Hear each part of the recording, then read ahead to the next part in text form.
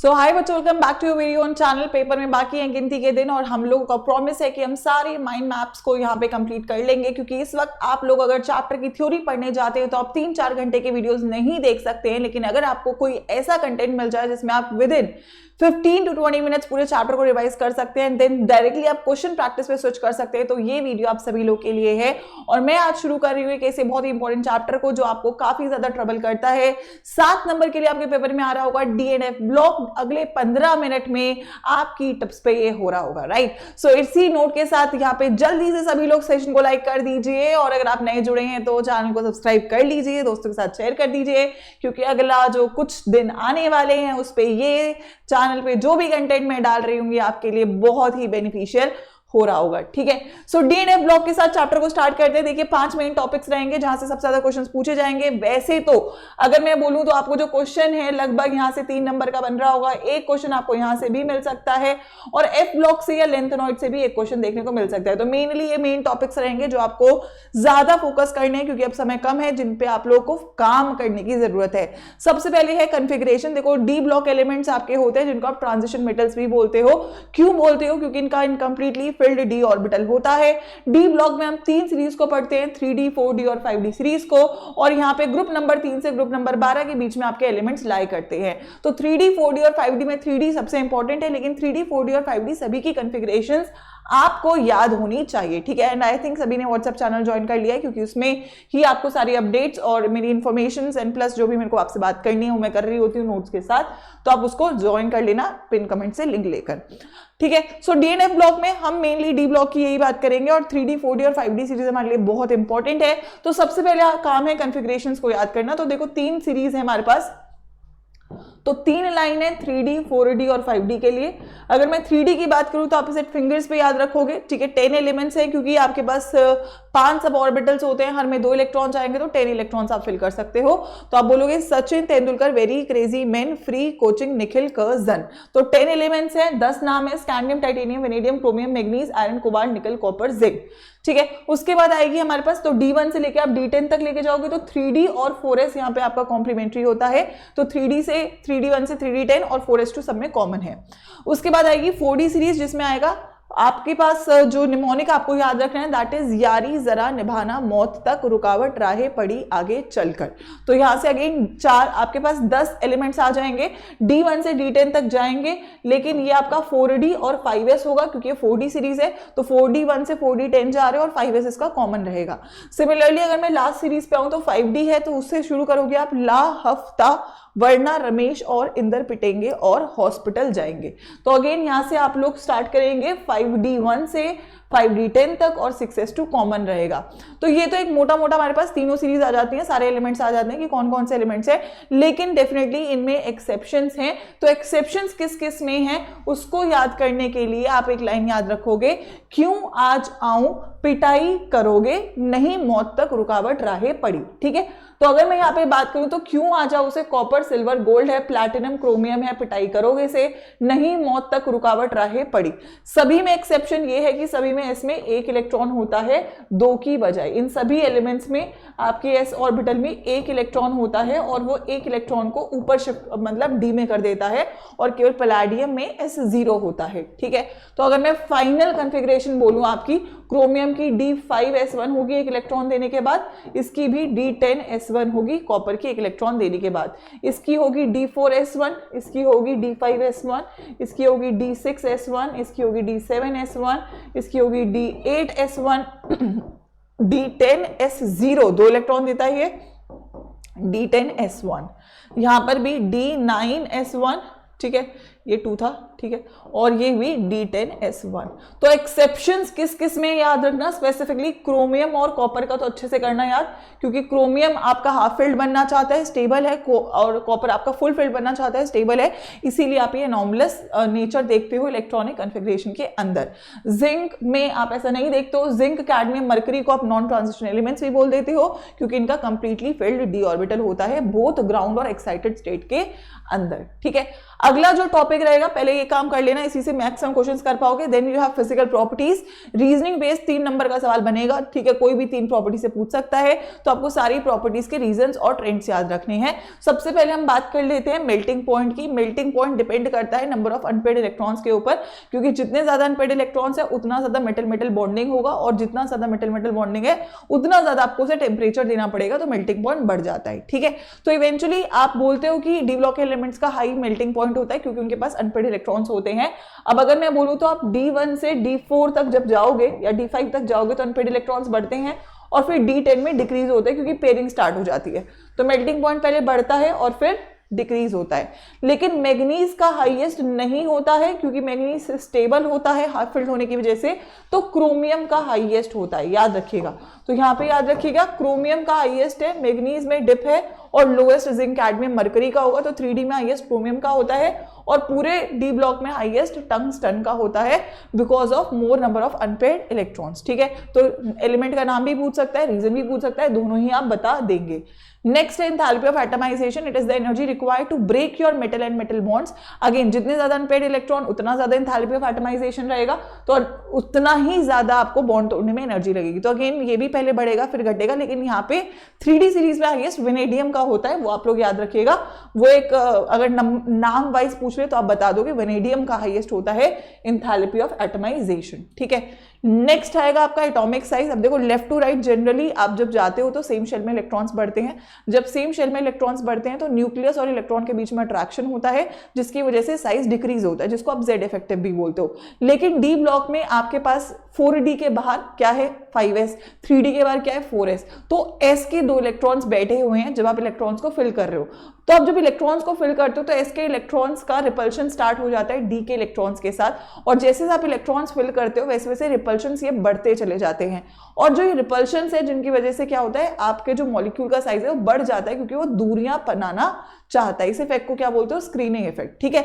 तो स्टार्टिंग में तो अट्रैक्शंस हो रही हैं क्योंकि अभी इतना रिपल्शन नहीं हुआ, इतने इलेक्ट्रॉन्स नहीं डाले, लेकिन जैसे से आप D8 D9 D10 तक जाते हो इलेक्ट्रॉन्स इतने ज्यादा हो जाते हैं कि रिपल्शंस बढ़ जाते हैं और आपका साइज बढ़ जाता है। तो यहाँ पे अगर मैं बोलूं तो आप जब D1 से D3 जाते हो तो पहले तो साइज घट रहा है क्योंकि Z इफेक्टिव बढ़ता है, लेकिन उसके बाद बीच में साइज आपका सेम हो जाता है क्योंकि Z इफेक्टिव और स्क्रीनिंग इफेक्ट जो है दोनों बराबर हो जाते हैं, और लास्ट में आपका जो साइज है वो बढ़ जाता है क्योंकि स्क्रीनिंग इफेक्ट जीत जाता है। Screening effect is the repulsion between 2 electrons, Z effective is the attraction between nucleus and electron. तो दोनों रीजन के साथ आपको क्लियर होने चाहिए, इसीलिए आप देख भी रहे हो कि साइज पहले घटा फिर सेम हुआ फिर हल्का सा इंक्रीज हो जाता है। डाउन द ग्रुप जाएंगे तो शेल्स बढ़ते हैं, तो 3D से 4D तो साइज बढ़ता है बिकॉज आपके शेल्स बढ़ते हैं, लेकिन 4D और 5D का साइज जो है बेटा वो सेम हो जाता है, और इसका रीजन रहता है लेंथेनॉइड कॉन्ट्रैक्शन, ठीक है। तो आप 3D से 4D तो साइज बढ़ा रहे हो, लेकिन 4D और 5D का साइज लगभग सेम हो जाता है। तो अगेन रीजनिंग बेस्ड क्वेश्चन आपको यहां से देखने को मिल सकते हैं, ट्रेंड के साथ वो आपको याद रखने हैं, ठीक है। Talking about ionization enthalpy, generally left to right decrease करती है क्योंकि Z इफेक्टिव बढ़ता है, लेकिन अगेन कुछ एक्सेप्शंस देखने को मिलते हैं, क्योंकि जहां पर भी आपकी कोई स्टेबल कॉन्फ़िगरेशन बन रही है और आप उससे इलेक्ट्रॉन को निकालोगे तो आयोनाइजेशन एंथैल्पी बढ़ जाएगी। कहीं पर भी आपकी कोई स्टेबल कॉन्फ़िगरेशन नहीं थी और आप उसे बना रहे हो इलेक्ट्रॉन को निकाल के, तो वहां पर आयोनाइजेशन एंथैल्पी घट जाएगी। फॉर एग्जाम्पल अगर मैं मैग्नीज से मैग्नीज प्लस बना रही हूँ तो मैं क्या कर रही हूँ, इसको स्टेबल से है ना 3D5 4s2 से मैं इसको 3D5 4s1 बना रही हूँ, तो यहाँ पे आयनाइजेशन एंथैल्पी थोड़ा एक्सेप्शनली बढ़ेगी, तो ऐसी बट एक्सेप्शनली बढ़ेगी। लेकिन अगर मैं क्रोमियम से क्रोमियम प्लस बना रही हूँ तो मेरे पास 3D5 4s1 था, तो मैं इसे 3D5 4s0 बना रही हूँ, तो यहाँ पे आयनाइजेशन एंथैल्पी कंपैरेटिवली घटेगी। तो जब भी आप ये half field stable half field stable, तो स्टेबल से अनस्टेबल बनाओगे तो आयनाइजेशन एंथैल्पी हमेशा बढ़ेगी, और अनस्टेबल से स्टेबल बढ़ाओगे तो आयनाइजेशन एंथैल्पी हमेशा घटेगी। तो रीजनिंग बेस्ड कोई क्वेश्चन आता है तो आप देख लेना, बढ़ रही है तो स्टेबल बन रहा होगा, और बढ़ रही है तो अनस्टेबल बन रहा होगा, और अगर घट रही है तो कोई चीज स्टेबल आपकी बन रही होगी। नेक्स्ट रीजन आएगा वेरिएबल ऑक्सीडेशन स्टेट शो करते हैं, डायरेक्ट क्वेश्चन आएगा तो क्यों शो करते हैं, तो आप बोलोगे क्योंकि n-1 और n-1d और ns इलेक्ट्रॉन्स जो होते हैं उनकी एनर्जीज कंपेरेबल होती है, तो मैं दोनों को यूज कर सकती हूँ बॉन्ड फॉर्मेशन के लिए, इसीलिए आप वेरिएबल ऑक्सीडेशन स्टेट शो करते हो। पूछेगा हाईएस्ट कौन शो करता है, तो मैग्नीज शो करता है। पूछेगा कौन शो नहीं करता है, तो बोलोगे स्कैंडियम और जिंक शो नहीं करता है। और पूछेगा कौन सा ट्रांजिशन मेटल शो नहीं करता, तो स्कैंडियम को होगा केवल, जिंक क्योंकि एक नॉन ट्रांजिशन मेटल है। स्कैंडियम केवल +3 ऑक्सीडेशन स्टेट शो करता है, बाकी सबका कॉमन ऑक्सीडेशन स्टेट +2 पाया जाता है। इसके बाद मैग्नेटिक प्रॉपर्टीज में अगर मैं जाऊं तो ऑब्वियसली पैरामैग्नेटिक डायमैग्नेटिक कंपाउंड्स होंगे। अनपेड इलेक्ट्रॉन्स होते हैं जनरली, तो जनरली पैरामैग्नेटिक होते हैं। तो मैग्नेटिक मोमेंट का एक फॉर्मूला भी आपको याद रखना है, which is √ that is n+2 where n is your number of unpaired electrons, जो कि 1 2 3 4 5 हो सकते हैं। और अगर मैं फॉर्मूले में वैल्यू पुट करूं √ में आंसर तो आप निकाल ही लोगे, n का वैल्यू 1 2 3 4 5 पुट करके। लेकिन अगर मैं डेसिमल में दूं तो ये 1 point 2 point 3 point 4 point 5 point होगा, 7 8 8 9 9 होगा। तो अगर आपके पास जितने भी अनपेड इलेक्ट्रॉन है आप उससे मैग्नेटिक मोमेंट निकाल सकते हो। पूछेगा हाईएस्ट पैरामैग्नेटिक कौन है, जिसके पास सबसे ज्यादा मैग्नेटिक अनपेड इलेक्ट्रॉन्स होंगे वो हमेशा ज्यादा होगा, और जिसके पास D0 D10 कन्फिग्रेशन है वो मैग्नेटिक होंगे क्योंकि उनके पास कोई भी अनपेड इलेक्ट्रॉन नहीं होगा। इसके अलावा डी ब्लॉक के एलिमेंट्स कलर शो करते हैं, दो मेन रीजन है। जनरली तो डी ट्रांजिशन की वजह से शो करते हैं, क्योंकि अनपेड इलेक्ट्रॉन्स अगर हैं तो वो एक्साइट होते हैं, और एक्साइट होते हैं तो वो कलर आपका एमिट कर रहे होते हैं एनर्जी को रिलीज करते हुए। तो अगर अनपेड इलेक्ट्रॉन्स है तो वो डी ट्रांजिशन की वजह से कलर शो करेंगे। अगेन D0 D10 कलरलेस हो जाएगा क्योंकि उनके पास अनपेड इलेक्ट्रॉन नहीं है। अगेन कुछ एलिमेंट्स हैं जैसे कि KMNO4, K2Cr2O7, ठीक है, और CrO2Cl2, ठीक है, क्योंकि ये कंपाउंड्स अपनी हाईएस्ट ऑक्सीडेशन स्टेट में, जैसे Mn+7 में है, Cr+6 में है, तो इनके पास कोई भी इलेक्ट्रॉन नहीं है, D0 है। तो फिर ये कलर क्यों शो करते हैं, तो उसका रीजन आप बोलोगे चार्ज ट्रांसफर। बेसिकली ऑक्सीजन इनको एक एक इलेक्ट्रॉन दे देता है, जिसकी वजह से कलर शो करने लग जाते हैं। तो अगर ये 3 कॉम्प्लेक्स आते हैं तो आप इनका आंसर डालोगे चार्ज ट्रांसफर की वजह से कलर शो कर रहा है। इसके अलावा आप जो एलिमेंट्स है आप चेक कर लोगे अनपेड इलेक्ट्रॉन्स है तो कलर है, वरना कलरलेस आप उनको लिख दोगे, ठीक है। उसके बाद कैटलिस्ट क्यों बनाते हैं डी ब्लॉक के एलिमेंट्स, अगेन एक सीधा सा 1 मार्कर सवाल बन जाएगा। तो आप बोलोगे 3 रीजन पुट कर सकते हो। मेन रीजन है because of variable oxidation state, variable oxidation state show करते हैं इसलिए कैटलिस्ट बना लेते हैं। सरफेस एरिया ज्यादा होता है और इनके पास वेकेंट डी ऑर्बिटल्स होते हैं, जिसकी वजह से कैटलिस्ट बनाते हैं। फॉर एग्जाम्पल आयरन है, निकल है, प्लैटिनम है, पैलेडियम है, मोलिब्डेनम है, सब एक कैटलिस्ट के तौर पर आप यूज करते हो बोथ ऑर्गेनिक और इनऑर्गेनिक केमिस्ट्री के अंदर, ठीक है। इसके बाद जो आपका अगला चैप्टर भी होता है कोऑर्डिनेशन कंपाउंड्स, डी ब्लॉक के एलिमेंट्स क्यों बनाते हैं, तो अगेन आप उसमें 3 रीजंस देते हो। पहला रीजन देते हो कि यार इनका जो साइज है वो छोटा होता है, ठीक है, और जिसकी वजह से इनके ऊपर ज्यादा चार्ज आ जाता है। और तीसरा, क्योंकि इनके पास वेकेंट डी ऑर्बिटल्स है तो लिगेंड्स अपने इलेक्ट्रॉन्स को इनके डी ऑर्बिटल में दे पाते हैं, जिसकी वजह से हम कोऑर्डिनेट बॉन्ड को फॉर्म कर पाते हैं, और जिसकी वजह से कोऑर्डिनेशन कंपाउंड्स डी ब्लॉक के एलिमेंट्स आपके शो कर रहे होते हैं, ठीक है। इसके बाद आएगा डी, ये भी बहुत सारी बार पेपर में क्वेश्चन बना हुआ है, इंटरस्टिशियल कंपाउंड की प्रॉपर्टीज क्या होती है। तो इंटरस्टिशियल कंपाउंड्स क्या होते हैं, जो आपके एलिमेंट्स हैं वो लैटिस बना रहे हैं मेटल्स, उनके बीच में जो खाली जगह है उसको इंटरस्टिशियल साइट्स बोलते हैं। उसमें आपका कोई भी छोटा एटम आके बैठ सकता है, हाइड्रोजन कार्बन जैसा, और जब वो बैठ गया तो वो एक इंटरस्टिशियल कंपाउंड हो गया। तो इंटरस्टिशियल कंपाउंड को मेटल से कंपेयर करते हैं, प्योर मेटल से। तो इंटरस्टिशियल कंपाउंड का मेल्टिंग पॉइंट मेटल से भी ज्यादा होता है, काफी ज्यादा हार्ड होते हैं, मेटल की तरह कंडक्टर होते हैं, और बहुत इंपॉर्टेंट पॉइंट केमिकली इनर्ट होते हैं, रिएक्टिव नहीं पाए जाते हैं, ठीक है। तो ये प्रॉपर्टी आप याद रखोगे इंटरस्टिशियल कंपाउंड्स के बारे में। और लास्ट है, पूछेगा डी ब्लॉक के एलिमेंट्स अलॉयज क्यों बनाते हैं, तो आप रीजन बोलोगे क्योंकि मैम इनके पास क्या होता है, सिमिलर एटॉमिक रेडिया है ना, सिमिलर एटॉमिक रेडिया होने की वजह से डी ब्लॉक के एलिमेंट्स अलॉयज फॉर्मेशन में पार्टिसिपेट करते हैं। For example brass is an alloy of copper and zinc and bronze is an alloy of copper and tin. तो कोई भी बेटा यहां से क्वेश्चन बन सकता है, 3 नंबर का सवाल पूछ लेगा, यार कौन कलर, ये कलर है, ये कलरलेस क्यों है, ये वेरिएबल ऑक्सीडेशन स्टेट क्यों शो करता है, कैटलिस्ट क्यों बनाता है, कोऑर्डिनेशन कंपाउंड क्यों बनाता है, साइज क्यों बढ़ गया, साइज क्यों घट गया, क्यों मेल्टिंग पॉइंट ज्यादा है, क्यों कलर शो कर रहा है, क्यों ये नॉन ट्रांजिशन एलिमेंट है। तो ये सारे रीजन बेस्ड क्वेश्चन आएंगे, और वैसे भी मैं आपको ये PYQ से मैंने करवाया तो उसमें करवा भी चुकी हूं, लेकिन मीनवाइल के लिए आपको ये सारी थ्योरीज क्लियर होनी चाहिए, ठीक है। तो इतना कर लेना। उसके अलावा KMNO4 और K2Cr2O7 से देखो जनरली क्वेश्चन बन सकता है प्रिपरेशन का। तो आप प्रिपरेशन के 3 सेट ऑफ रिएक्शंस है, K2Cr2O7 का आप FeCrO4 से बनाएंगे बेस के प्रेजेंस में, तो Na2CrO4 मिलेगा, which is kind of yellowish colour का कंपाउंड। इसको आप एसिडिफाई करोगे तो आपको डाइक्रोमेट मिलेगा, और डाइक्रोमेट में पोटेशियम सॉल्ट डालोगे तो अगेन पोटेशियम डाइक्रोमेट मिलेगा, which is a orange colour का कंपाउंड। दोनों एक दूसरे में इंटरकन्वर्टेबल होते हैं, आप सभी लोगों को पता है। मतलब अगर आप वापस से बेसिक मीडियम दोगे तो ये क्रोमेट दे देगा, और क्रोमेट को एसिडिफाई करोगे तो डाइक्रोमेट दे देगा। कलर भी पता होना चाहिए, रिएक्शन पता होना चाहिए। इसको हीट करते तो वापस से आपको क्रोमेट भी दे देता है। तो हीटिंग पे क्या रिएक्शन है, एसिडिफिकेशन पे क्या रिएक्शन है, कलर क्या है, ये तीन बातें आपको रिएक्शन के पॉइंट ऑफ व्यू से पता होनी चाहिए।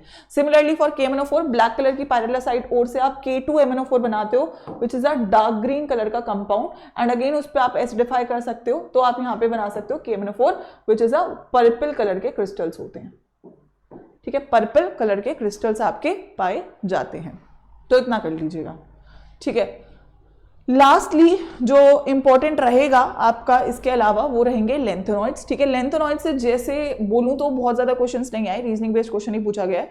या तो पूछ लेगा लेंथेनॉइड कॉन्ट्रैक्शन क्यों होता है, या तो पूछ लेगा कि फॉर एग्जांपल मैं बोलूं तो इसकी मोस्ट कॉमन ऑक्सीडेशन स्टेट क्या है, इनमें से कौन सी बात लेंथेनॉइड्स के बारे में ट्रू नहीं है, इरेगुलरिटीज क्यों होती हैं, तो ये सारे क्वेश्चन पूछ सकता है। तो सबसे पहले 14 एलिमेंट्स है लेंथेनॉइड्स मेरे पास एफ ब्लॉक में। लेंथेनॉइड और एक्टिनॉइड दो सीरीज है। लेंथेनॉइड का कन्फिग्रेशन एटलीस्ट याद कर लेना।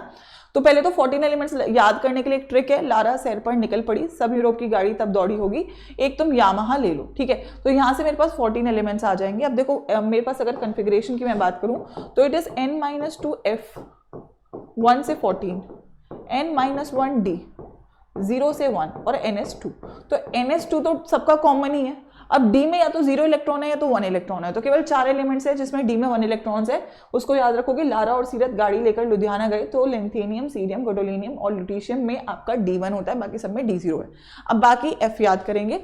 तो अगर मैं F की बात करूं, ठीक है, तो F की आप काउंटिंग 14 तक करनी है आपको, लेकिन बीच में दो नंबर्स को स्किप करना है, एक है आपका सेकंड और एक है आपका 8th। ठीक है, और प्लस जो आपकी स्टेबल कन्फिग्रेशन है उन्हें रिपीट करेंगे, दैट इज आपका 7 and 14। ठीक है, तो अगर मैं बोलूँ तो आप F को काउंट करोगे, F1 है, 2 स्किप करोगे, F3 है, फिर 4 है, फिर 5 है, फिर 6 है, फिर 7 है, 7 रिपीट हो गया, 8 को स्किप करोगे, 9 है, 10 है, 11 है, 12 है, ठीक है, 13 है और 14 में 2 हैं। ठीक है, क्योंकि इवेंचुअली मैंने बोला इसको रिपीट करेंगे। अब D1 आपको पता है कि इसमें सीरियम में है, बाकी सब में इसमें D1 है।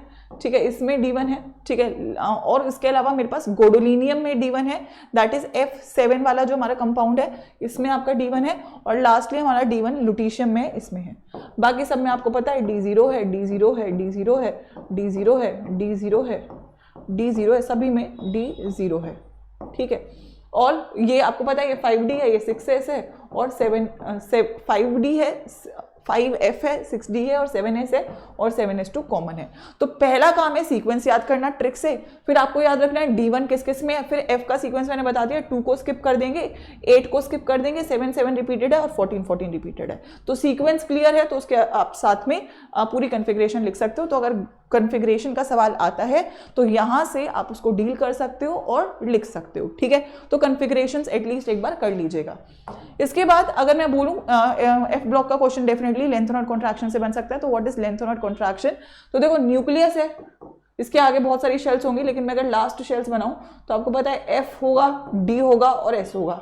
तो F ऑर्बिटल में जो इलेक्ट्रॉन्स होते हैं इनका बहुत ही पुअर शील्डिंग इफेक्ट होता है, जिसकी वजह से न्यूक्लियस को ये अपने तक नहीं रोक पाते, न्यूक्लियस को आगे D तक भी भेज देते हैं और S तक भी भेज देते हैं।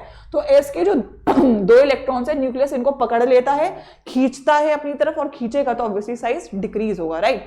So the shielding of 4f electron by another is less than that of the other D orbital के इलेक्ट्रॉन्स, जिसकी वजह से न्यूक्लियर चार्ज आप जब लेफ्ट टू राइट जा रहे हो तो इंक्रीज हो रहा है, क्योंकि F ऑर्बिटल इलेक्ट्रॉन्स को अपनी मतलब जो न्यूक्लियस है उसको अपने तक रोक नहीं पा रहा, तो न्यूक्लियस आगे तक जा रहे हैं तो ऑब्वियसली उनको खींच रहा है, तो साइज डिक्रीज होता है। तो आपकी लेफ्ट टू राइट जब आप जाते हो साइज डिक्रीज होता है। उसका रीजन क्या होता है लेंथेनॉइड्स के लिए? The reason is because of lanthanoid contraction. ठीक है, सो अगर मैं बोलूं what is the reason of lanthanoid contraction, तो रीजन है पुअर शील्डिंग इफेक्ट। और अगर मैं आपसे पूछूं कि व्हाट इज द कॉन्सिक्वेंस, ठीक है, इसका कॉन्सिक्वेंस क्या है, तो इसका कॉन्सिक्वेंस रहेगा दैट इज साइज डिक्रीज, है ना। और दूसरा है कि आपका s ऑर्बिटल के इलेक्ट्रॉन्स पार्टिसिपेट नहीं कर पाते बॉन्ड फॉर्मेशन में, जिसको आप इनर्ट पेयर इफेक्ट बोलते हो। तो ये दो आपके इसके कॉन्सिक्वेंस रहेंगे। ठीक है, this is consequence and this is reason, poor shielding of 4f orbital electrons. जैसे कि लेंथेनॉइड में लेंथेनॉइड कॉन्ट्रैक्शन है, वैसे ही एक्टिनॉइड में भी एक्टिनॉइड कॉन्ट्रैक्शन है, क्योंकि जैसे 4F का पुअर शील्डिंग इफेक्ट है वैसे 5F का भी पुअर शील्डिंग इफेक्ट है। इसके अलावा अगर मैं इंपॉर्टेंट पॉइंट्स बात बोलूं लेंथेनॉइड की, तो लेंथेनॉइड्स के हाई मेल्टिंग पॉइंट्स ऑब्जर्व करते हो, समेरियम का हाईएस्ट होता है। इसके अलावा ये जो मेटल्स हैं ये जनरली कंडक्टर्स होते हैं, ठीक है, कलर्ड है एक्सेप्ट La3+ Lu3+। देखो इवेंचुअली अगर D0 या D14 बन जाएगा तो कलरलेस हो जाएगा।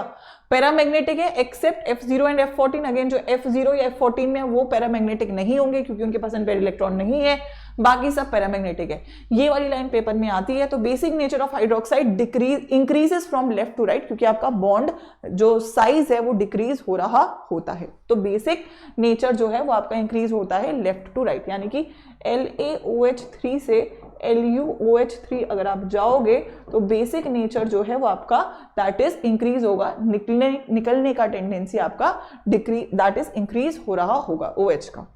सिमिलरली अगर मैं एक्टिनॉइड्स की बात करूं तो ये भी एक्टिनॉइड कॉन्ट्रैक्शन शो करते हैं। इनमें और भी ज्यादा वेरिएबल ऑक्सीडेशन स्टेट है तो इसलिए आप इनको नहीं पढ़ते हो। इनकी भी कॉमन ऑक्सीडेशन स्टेट +3 है, बहुत हाईली रिएक्टिव और रेडियो एक्टिव होते हैं, मोस्टली कलर्ड होते हैं। मैग्नेटिक प्रॉपर्टी एक्सप्लेन नहीं कर सकते, पूछते हैं कि क्यों आप इनके बारे में ज्यादा नहीं पढ़ते हो, बिकॉज इनकी में और भी ज्यादा इरेगुलरिटी होती है, ठीक है, they have more irregularity in configuration. The reason is again because of comparable energies of your 5F0, F5F7 and 5F14 configuration. इसकी अलग से ही स्टेबिलिटी होने की वजह से आप काफी ज्यादा इरेगुलरिटी ऑब्जर्व करते हो एक्टिनॉइड के इलेक्ट्रॉनिक कन्फिग्रेशन के अंदर भी। तो इसी के साथ जो मेन पॉइंटर्स हैं बेटा इस चैप्टर के वो मैंने आपको कंप्लीट करवा दिए हैं। अच्छा, मैं क्योंकि ऑब्वियसली आप सभी लोग के लिए हर जगह लगी हुई हूँ, यहाँ पे माइंड मैप में अगेन 2 चैप्टर बाकी हैं, वो भी मैं आपको कंप्लीट करवा रही होंगी विद इन फ्यू डेज। उसके बाद हम लोग next set of important sections की तरफ बढ़ रहे होंगे, प्लस जो भी आपकी स्ट्रैटेजी वीडियोस है वो भी मैं कवर कर रही होंगी। प्रोवाइडेड पहला एक क्वेश्चन लीक सेशन में लेकर आ रही हूँ ऑर्गेनिक केमिस्ट्री को लेकर, उसके माइंड मैप सारे दे चुकी हूँ। तो आज का टास्क लेना कि रात भर बैठ के आप सारे माइंड मैप्स अच्छे से रिवाइज कर लो। कल शाम 5 बजे साइंस अड्डा 24/7 पे मैं ऑर्गेनिक केमिस्ट्री की क्वेश्चन लीक सेशन लेकर आ रही हूँ, जिसमें मैं ऑर्गेनिक के सारे मोस्ट इंपॉर्टेंट क्वेश्चन करवाने वाली हूँ। आप किसी भी हालत में उस सेशन को मिस मत करिएगा और उसे अटेंड करने से पहले बिना रिवीजन के आइएगा मत। इसलिए आज जो माइंड मैप्स मैंने ऑर्गेनिक के कंप्लीट कर दिए उनको प्लीज एक बार अच्छे से देखना, ताकि कल आप बेहतरीन परफॉर्म कर सको। जो कॉन्फिडेंस मिसिंग है आपके अंदर वो कॉन्फिडेंस आपका वहां से बिल्ड हो रहा होगा। एंड इसके बाद जो भी इंपॉर्टेंट सेशंस है वो भी मैं आपको यहाँ पे कवर कर रही हूँ। तो अगर आप चाहते हैं कि मैं पहले कोऑर्डिनेशन कंपाउंड का माइंड मैप लेकर आऊं बायोमोलिक्यूल से, तो मुझे कमेंट सेक्शन में बता दीजिएगा। एंड आपका कौन सा सबसे वीकर सेक्शन है ऑर्गेनिक, इनऑर्गेनिक और फिजिकल में, ये भी बता दीजिएगा। उस पर मैं और कंटेंट आपको दे रही होंगी। एंड प्लस ये सेशन मिस मत करिएगा, क्योंकि यहाँ से अगेन बहुत ज़्यादा हेल्प आपको मिल रही होगी ऑर्गेनिक पर्टिकुलर के अंदर, जो कि काफ़ी इंपॉर्टेंट है आपके मार्क्स सिक्योर करवाने के लिए। ठीक है, तो मिलते हैं अगले सेशन में। I will be waiting for your comments. I hope you like the video. Chapter आपके दिमाग में बैठ चुका है और ज़रूर सेशन को शेयर करिएगा अपने दोस्तों के साथ और मिलिएगा मुझे कल शाम यहाँ पर एंड अगली वीडियो में जो भी आप बोलते हैं कमेंट सेक्शन में उसके साथ। कीप स्टार्टिंग बेटा, this month is very important and I will make sure कि मैं आपको हर एक चीज़ वो दूं जो आप लोगों के रिजल्ट और मार्क्स के लिए इंपॉर्टेंट है। I am there with all of you. All the best.